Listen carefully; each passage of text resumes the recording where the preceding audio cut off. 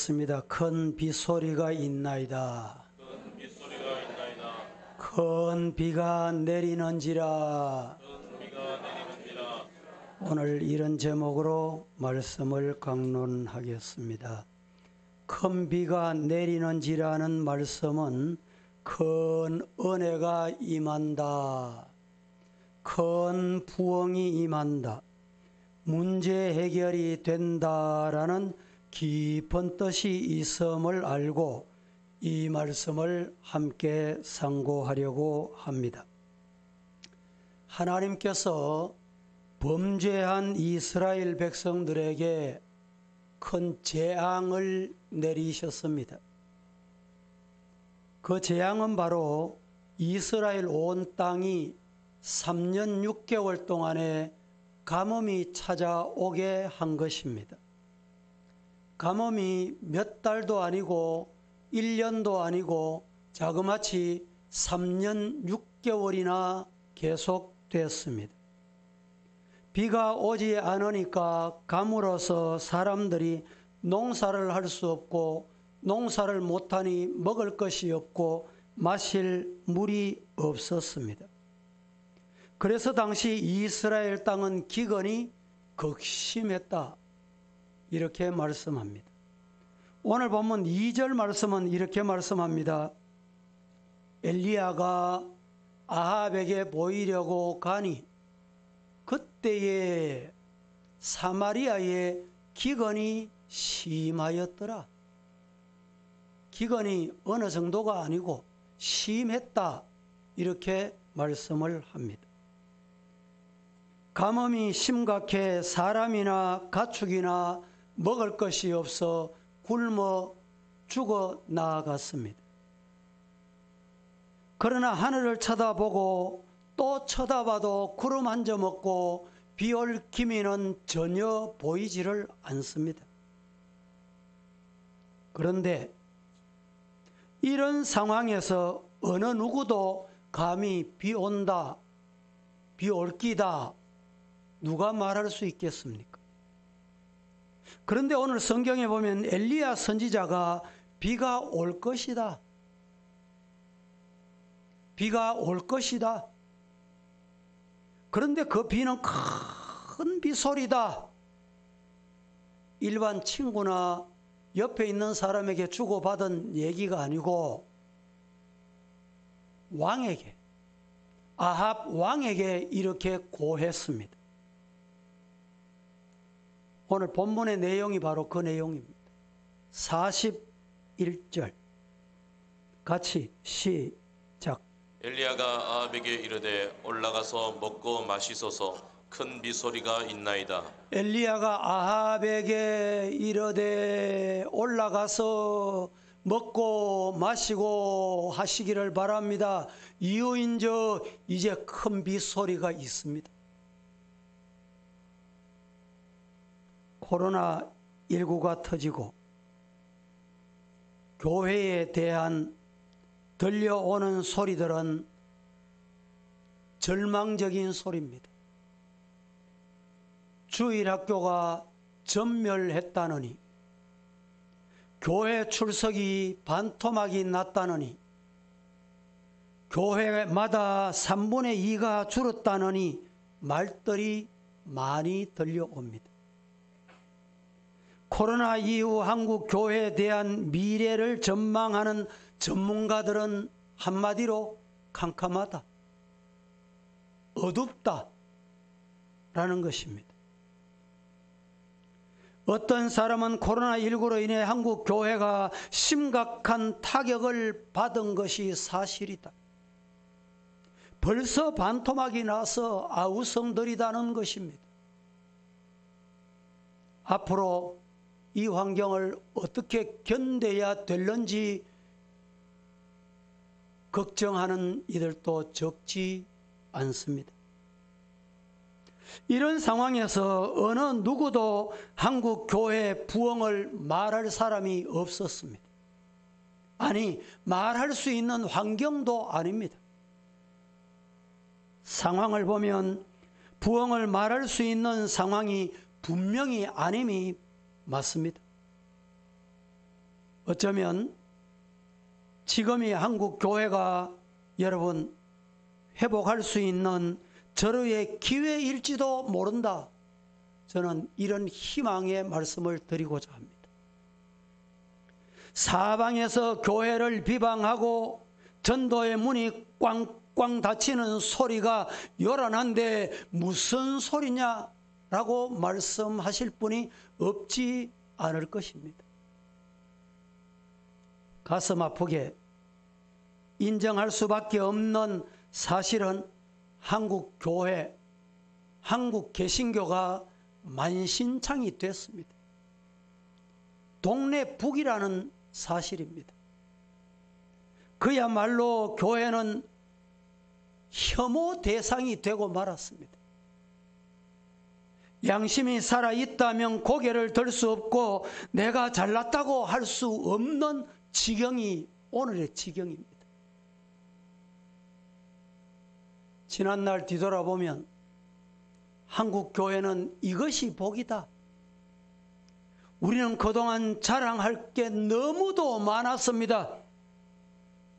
한국에 나온 순교사들, 자기는 순교 꿈도 못 꾸면서 유례가 없는 한국 교회 부흥, 초대교회 사도행전 이후에 역사적인 부흥을 이루었다고 자랑했습니다. 목회자와 성도들의 피땀 어린 헌신들, 그 결과 학교도 세웠고 병원도 세웠고 복지원도 만들었고 고아원도 많이 운영해왔고 숱한 사회봉사들, 정말 교회가 아니면 좋은 것이 없다 할 정도로 교회는 모든 면에서 잘해왔고 앞장서 왔다고들 힘주었습니다.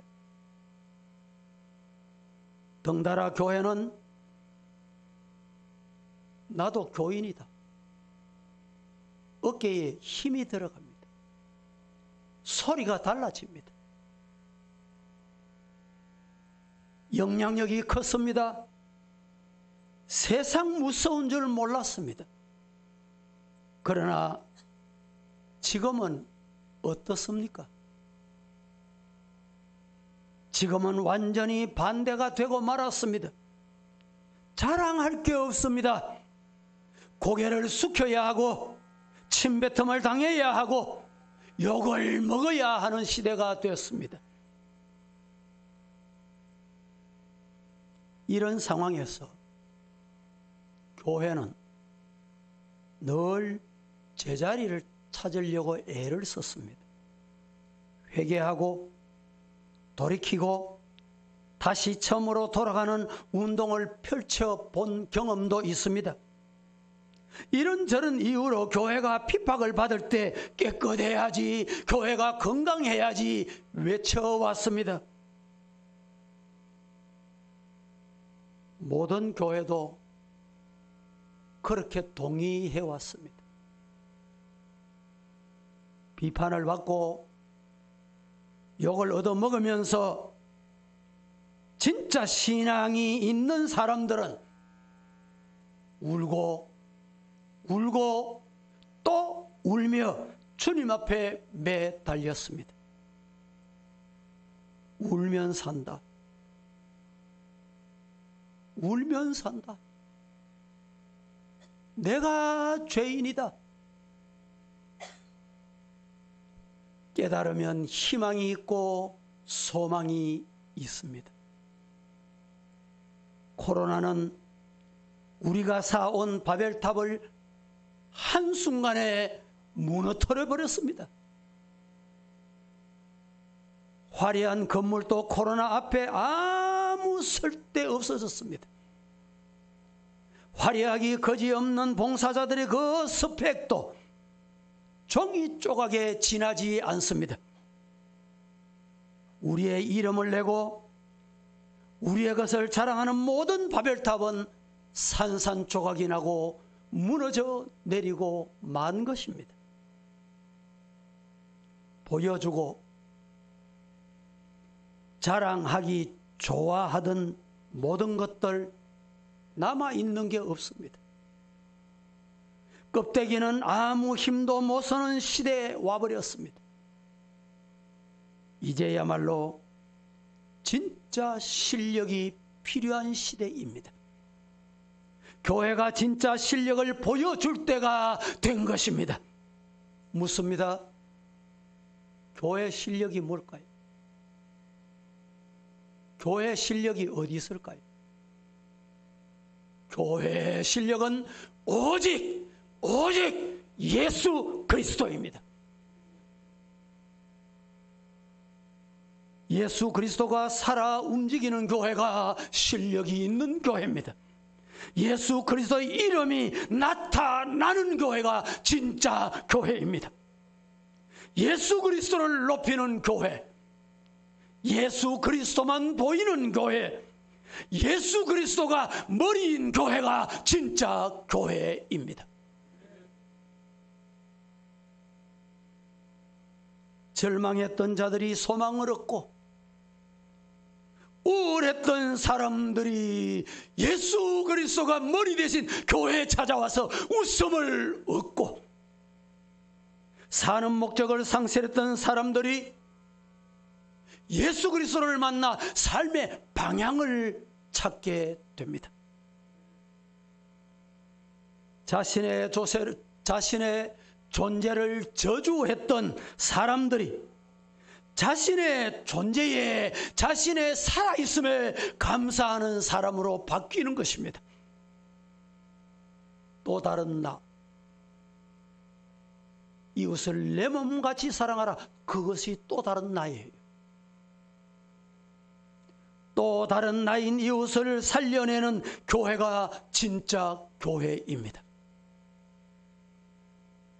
비대면, 비접촉 사회는 더욱더 고독하고 외로움을 불러올 수밖에 없습니다. 만나지 못할수록 사람은 만나고 싶고 그리워집니다. 공허한 무의미한 삶에서 사람들은 어떤 사람을 만나고 싶어 할까요? 여러분, 누구를 만나고 싶습니까? 누구를 만나셨습니까?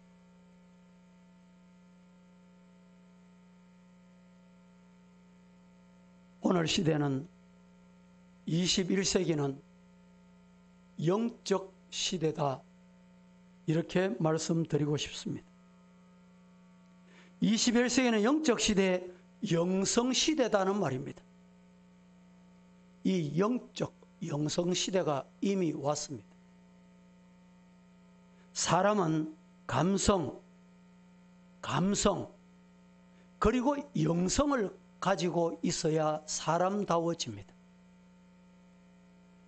교회의 본질은 영성인데, 영성이 있는 교회는 더더욱 힘이 있습니다. 이 말을 오늘 본문으로 돌아가면 큰 비가 내리는 이 사실을 보게 될 것이다 라는 말입니다. 교회는 무엇에 집중해야 될까요? 교회는 어떤 일에 집중해야 될까요? 교회는 영성에 집중해야 합니다. 사탄의 사람을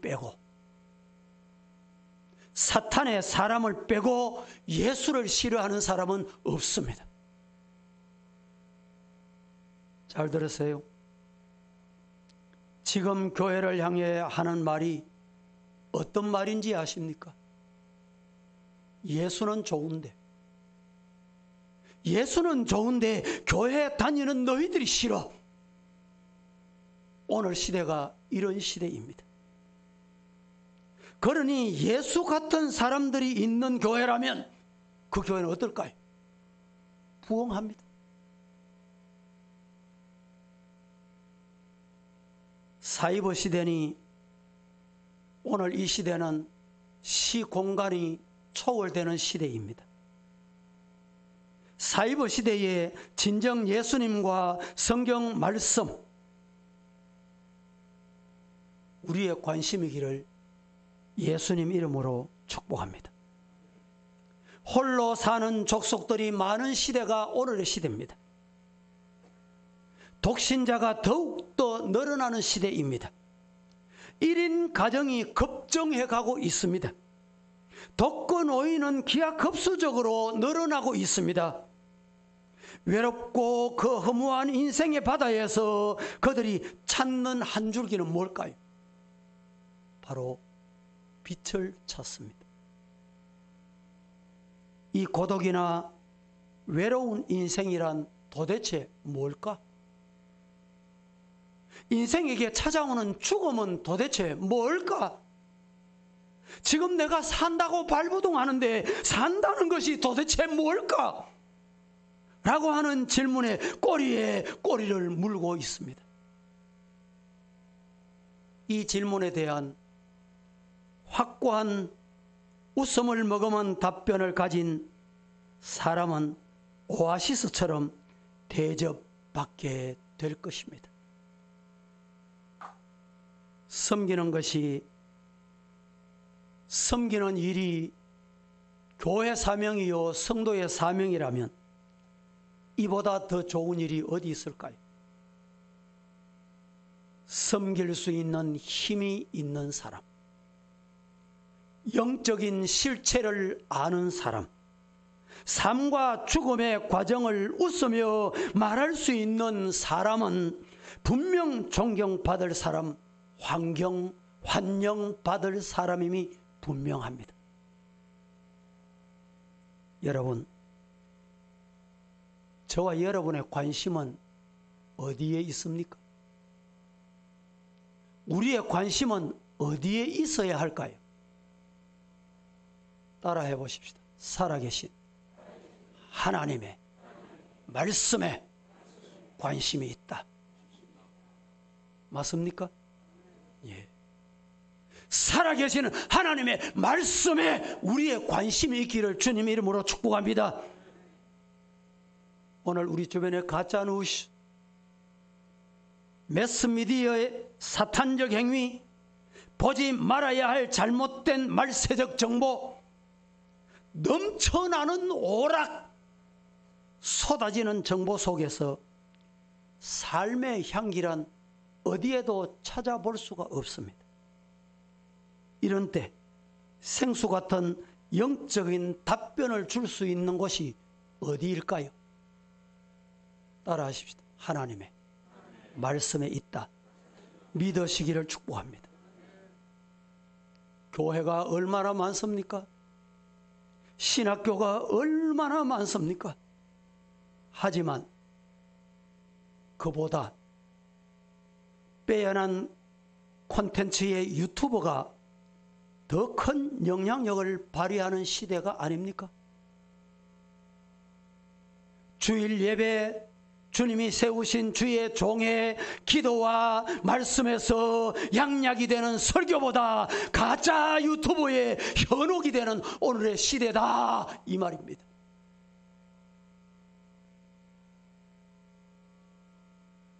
이런 시대, 유혹, 현혹 되지 마시고 말씀의 본질로 돌아가시기를 예수님 이름으로 축복합니다. 시대를 알고 시대의 정점에서 시대를 사는 그리스도인이 필요한 오늘의 시대입니다.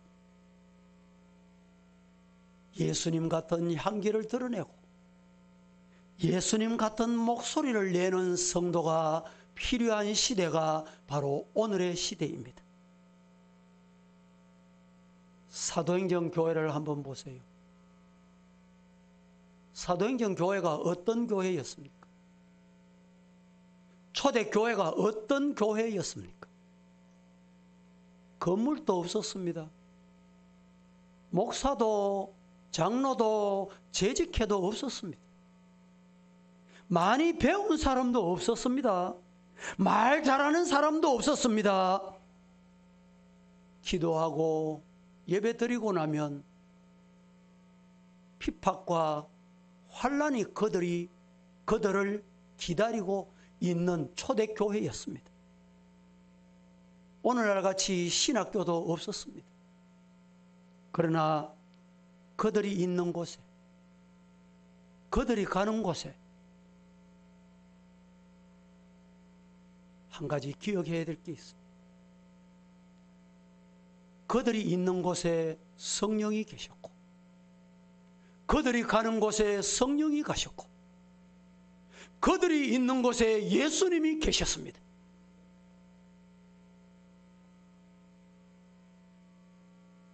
가진 것이 없었지만 그들에게는 권능이 있었어요. 예수 권세가 있었습니다. 그들은 고소를 당하고 고발을 당하고 가진 핍박을 받았지만 그들의 얼굴은 천사 같았어요.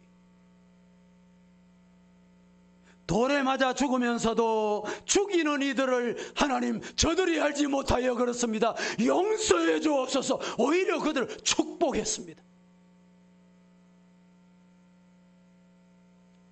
영성이 아니면 불가능한 것입니다. 예수 아니면 노땡큐. 예수만이 예스. 지금은 절망할 때가 아닙니다. 지금은 엎드려 기도할 때요. 지금은 하나님의 말씀으로 돌아가야 할 때입니다. 내 안에서 예수가 넘쳐나고 말씀이 넘쳐나는 우리 서부의 성도 다 되기를 살아계신 예수님 이름으로 간절히 축복합니다. 여러분, 늘 비가 내릴 때 오늘 또 비 온다, 비 올 끼다, 이 말은 쉽습니다. 그런데 비 오는 상황이 아님에도 비 온다, 누가 말할 수 있겠습니까? 3년 6개월 동안 비가 오지 않은 상황에서 비 온다고 말하는 것은 어렵고 어려운 일입니다. 마찬가지로 교회가 부흥할 때, 은혜로울 때는 부흥한다, 부흥한데 누구든지 말할 수 있습니다.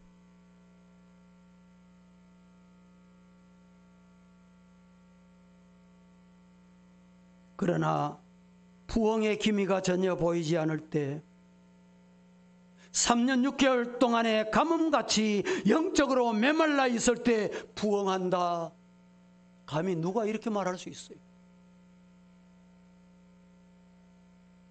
하나님은 지금도 역사하십니다. 하나님은 지금도 살아계셔서 일하십니다. 제가 오늘 제목을 큰 비가 내리는지라 이렇게 정했습니다. 이 말씀보다 더 정확하게 말씀을 드린다면 큰 부흥을 준다, 큰 부흥을 준비해라, 이렇게 제목을 정하고 싶었습니다. 아무도 부흥을 말하지 않을 때, 아무도 부흥을 기대하지 않을 때 살아계신 하나님이 일하시면 됩니다. 살아계신 하나님이 역사하시면 됩니다. 앞서 말씀드렸지요. 사탄을 빼고, 사탄의 사람만 빼고 부흥을 원치 않는 사람 없습니다.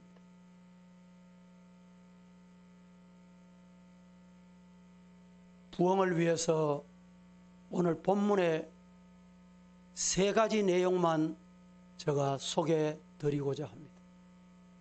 첫째, 큰 비란 큰 부흥을 의미하는 말씀인데 큰 재앙 뒤에 부흥이 옵니다.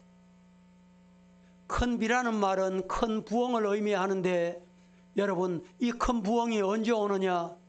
큰 재앙 뒤에, 큰 어려움이 있고 난 뒤에 분명히 부흥이 온다. 믿으시기를 축복합니다. 오늘 본문에 보면 엘리야 선지자가 큰 빗소리가 있다고 말씀을 했습니다. 그런데 이 큰 빗소리가 언제 들렸습니까? 3년 6개월이라는 가뭄과 기근이라는 엄청난 재앙 뒤에입니다.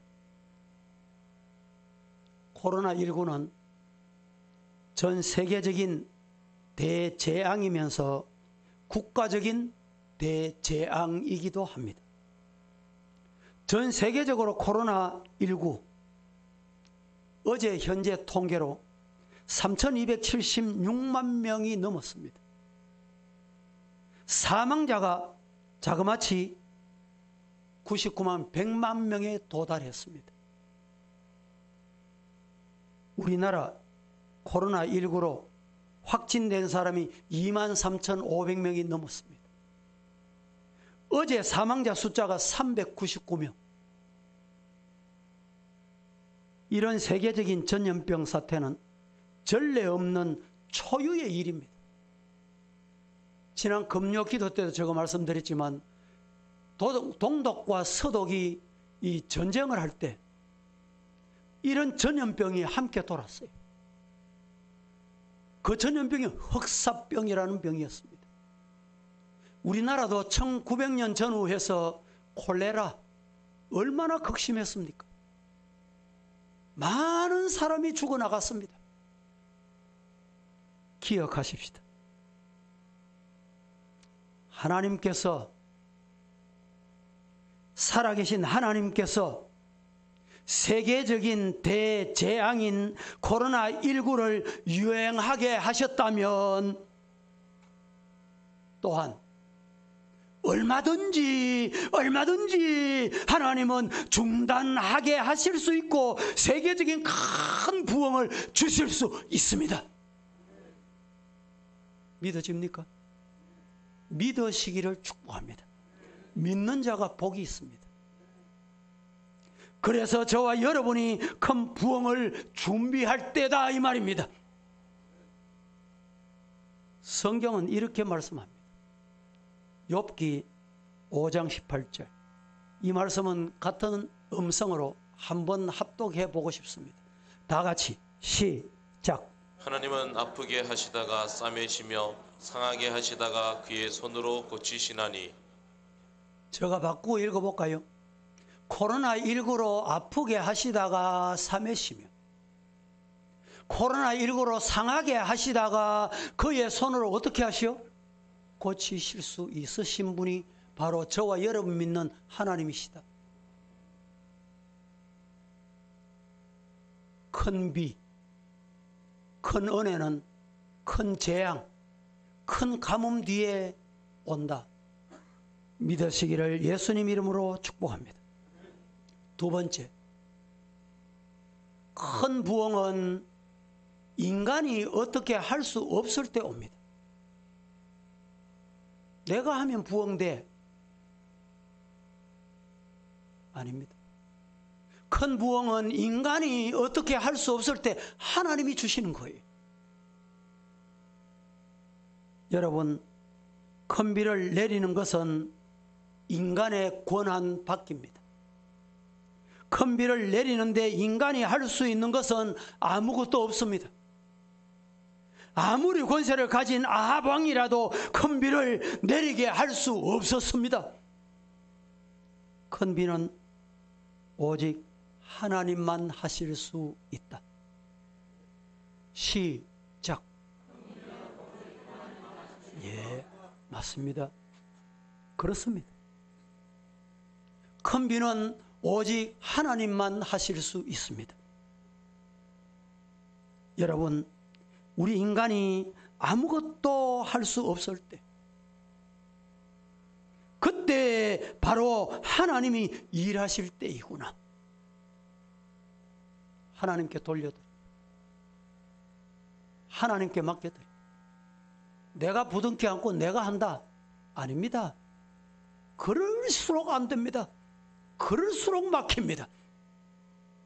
하나님께 돌려드려. 하나님께 맡겨드려. 하나님이 하실 수 있습니다. 하나님이 하시기를 바랍니다.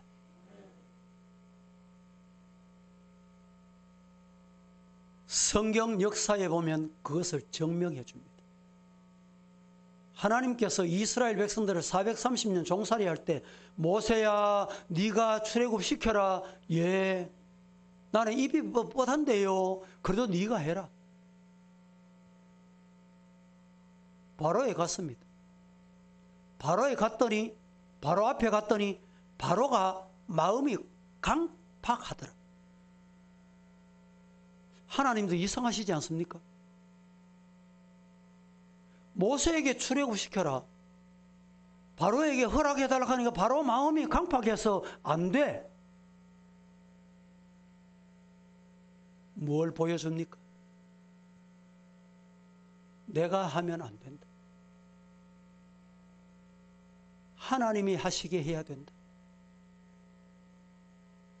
보세요. 이스라엘 백성들이 출애굽을 했습니다. 출애굽했더니 앞에 홍해가 가로막혀 있어요.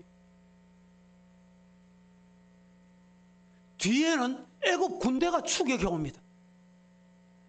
우리를 죽이려고 여기 끌어냈나? 지도자를 향하여 아우성법석 야단이었습니다. 진퇴양난이었어요. 여러분 기억하십시다. 속수무책일 때 하나님이 역사할 때이구나. 성경 한번 보실까요? 출애굽기 14장 14절. 여호와께서 너희를 위하여 싸우시리니 너희는 가만히 있을지니라. 여호와께서 너희를 위하여 싸워주실 것이니 너희는 가만히 있으라. 믿으시기를 축복합니다. 신약 성경에 이런 말씀이 있습니다. 바울 사도가 이렇게 고백을 했지요. 고린도후서 1장 8절 9절. 같이 한번 봉독해 보겠습니다. 8절과 9절 정성 들여서 봉독해 보세요. 바울이 이 말씀을 하실 때 어떤 상황이었는지 연상하시면서 시작. 형제들아, 우리가 아시아에서 당한 환난을 너희가 모르기를 원하지 아니하노니 힘에 겹도록 심한 고난을 당하여 살 소망까지 끊어지고 우리는 우리 자신이 사형 선고를 받은 줄 알았으니 이는 우리로 자기를 의지하지 말고 오직 죽은 자를 다시 살리시는 하나님만 의지하게 하심이라. 9절만 제가 한 번 더 봉독해 봅니다. 우리는 우리 자신이 사형 선고를 받은 줄 알았다. 이제는 죽었다. 끝났다. 나는 안 돼. 우리 가정은 안 돼. 우리 교회는 안 돼. 우리 나라는 안 돼.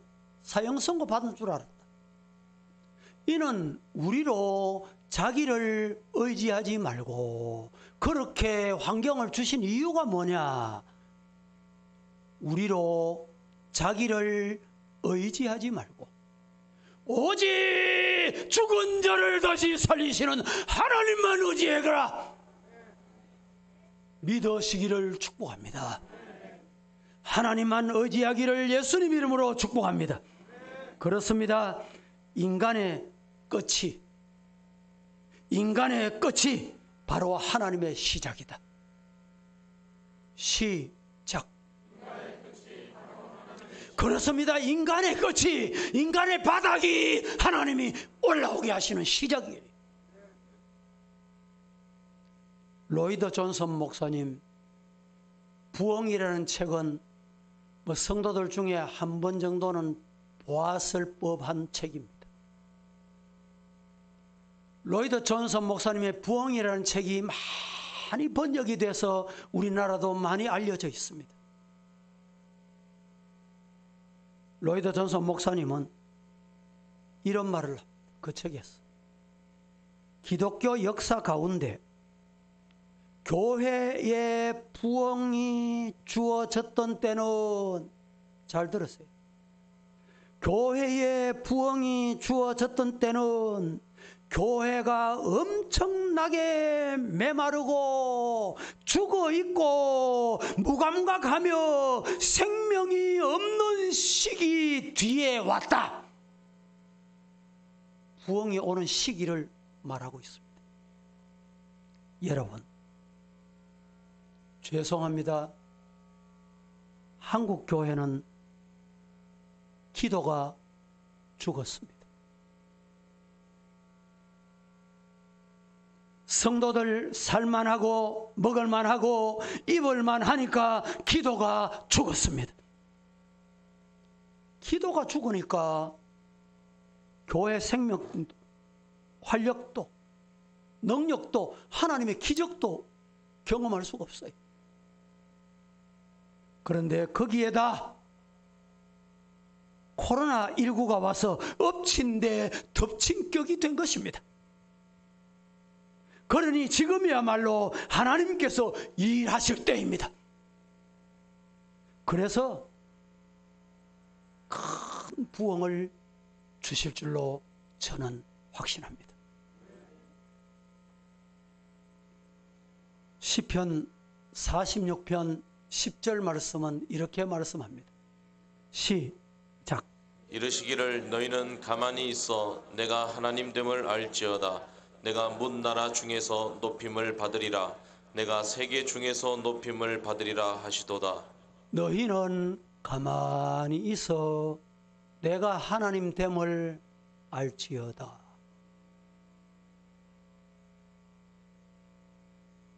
내가 문 나라 중에서 높임을 받으리라. 내가 세계 중에서 높임을 받으리라. 높임을 받는 방법, 해결되는 방법, 은혜 받는 방법, 부흥되는 비결은 인간이 나타나면 안 돼. 인간이 요란하면 안 돼. 사람이 보이면 안 돼. 하나님만 보이시기를 예수님 이름으로 축복합니다. 세 번째, 큰 부흥은 언제 오느냐? 큰 부흥은, 큰 비는 끈질긴 기도를 통해서 옵니다. 첫째, 큰 비란 큰 부흥을 의미하는데, 큰 비란 큰 부흥을 의미하는데 큰 재앙 뒤에 온다. 큰 어려움 뒤에 온다. 둘째, 큰 부흥은 인간이 어떻게 할 수 없을 때 온다. 셋째, 큰 부흥은 끈질긴 기도를 통해서 온다. 믿으시기를 축복합니다. 엘리야 선지자는 큰 비 소리를 들었습니다. 그리고 그는 갈멜산 꼭대기에 올라가서 땅에 꿇어 엎드려 그의 얼굴을 무릎 사이에 넣고 간절히 기도했습니다. 여러분, 얼굴을 무릎 사이에 한번 넣어보세요. 되는지. 이렇게 기도하기를 자그마치 7번 했다. 이 말씀은 하나님께 맡깁니다. 전적으로 하나님만 하십니다. 인간은 안 됩니다. 나는 안 됩니다. 겸손을 의미합니다. 한 번도 아니고 5번도 아니고 7번. 끈질긴 기도였습니다. 결국 엘리야 선지자는 끈질긴 기도가 큰 부흥을, 큰 비를 응답받게 됐습니다. 오늘 45절, 열왕기상 18장 45절 시작. 조금 후에 구름과 바람이 일어나서 하늘이 캄캄해지며 큰 비가 내리는지라. 아합이 마차를 타고 이스라엘로 가니. 갈멜산 꼭대기에서 여러분 무릎을 꿇고 얼굴을 무릎 사이에 넣고 기도한 후에, 이 말입니다. 이것도 한 번이 아니고 7번 기도한 후에 구름과 바람이 일어나서, 오늘 우리 교회 부흥에 구름과 바람이 일어나기를 축복합니다.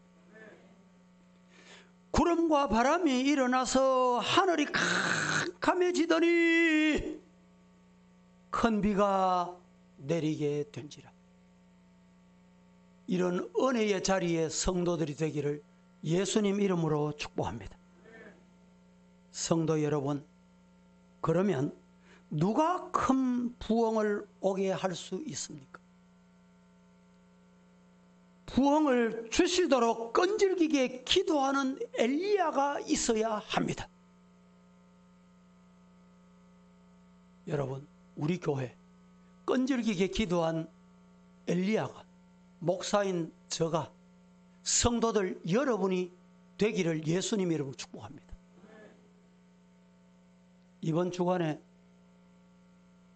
추석 명절 있죠. 추석 명절이 있는데 정부에서 방역 때문에 부모인데 가지 마라, 만나지 마라. 제가 그 방송을 자꾸 듣다가 그래, 확진되면 안 되지, 감염되면 안 되지. 여러분, 뭐 하면 될까요? 그래서 제가 2부 시간에 말씀드렸어요. 그러면 이 수요일, 목요일, 금요일, 토요일이 공휴일이에요. 집에 안방에 앉아서 가만히 계실랍니까? 그래서 제가 하나님, 특별 새벽기도 4일 엘리야의 무릎 기도를 하자. 새벽, 제가 2부 때는 시간을 못 말씀드렸는데 새벽 5시 반에 하겠습니다. 오세요. 3층에도 참여하시고. 만약에 못 오실 분, 지금도 우리 성도들은 많이 오셔서 이렇게 참여하셨는데, 원래 이 정부의 이 규정대로 하면 여기 50명밖에 못 들어요.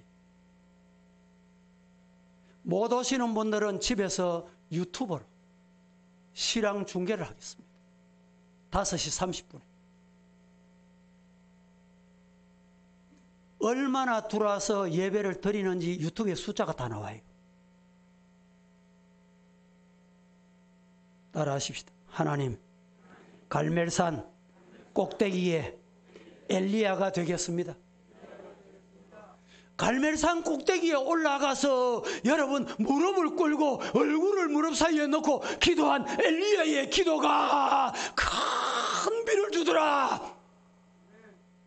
이 큰 비, 큰 부흥 체험하시기를 원하시면 아멘. 예. 많은 사람이 기도하는 것도 하나님이 기뻐하십니다. 그런데 하나님은 엘리야 한 사람의 끈질긴 기도로 응답하셨어요. 3년 6개월 동안 가뭄을 해결해 주셨어요. 저는 믿기는 이 기도가 우리 하나님이 유치권도 해결해 주시고. 왜 아멘이 적어요? 여러분의 가정의 문제도 해결해 주시고 가뭄을 해결해 주실 줄로 믿습니다. 예. 야고보서 5장 15절에서 17절은 이렇게 말합니다. 엘리야는 우리와 성정이 같은 사람이로되 그가 비 오지 않기를 간절히 기도한 적 3년 6개월 동안 땅에 비가 오지 아니하고 다시 기도하니 하늘이 비를 주고 땅이 열매를 내었느니라. 말씀을 맺겠습니다. 사랑하는 성도 여러분, 큰 비는, 큰 부흥은 큰 재앙 뒤에 옵니다. 큰 비, 큰 부흥은 인간이 어떻게 할 수 없을 때 하나님이 하시는 것입니다. 큰 비, 큰 부흥은 끈질긴 기도의 사람을 통해서 하나님이 허락하십니다. 엘리야처럼 끈질긴 기도로 큰 부흥을 맞이하는 우리 서부교회, 가정의 문제가 해결되는 우리 서부의 성도들이 다 되시기를 살아계신 예수님 이름으로 간절히 축복합니다. 거룩하신 하나님 감사합니다. 큰 빗소리가 있나이다. 큰 비가 내리느니라. 이런 복을 우리 성도들, 우리 교회가 받게 하여 주시옵소서. 예수님의 이름으로 기도합니다. 아멘.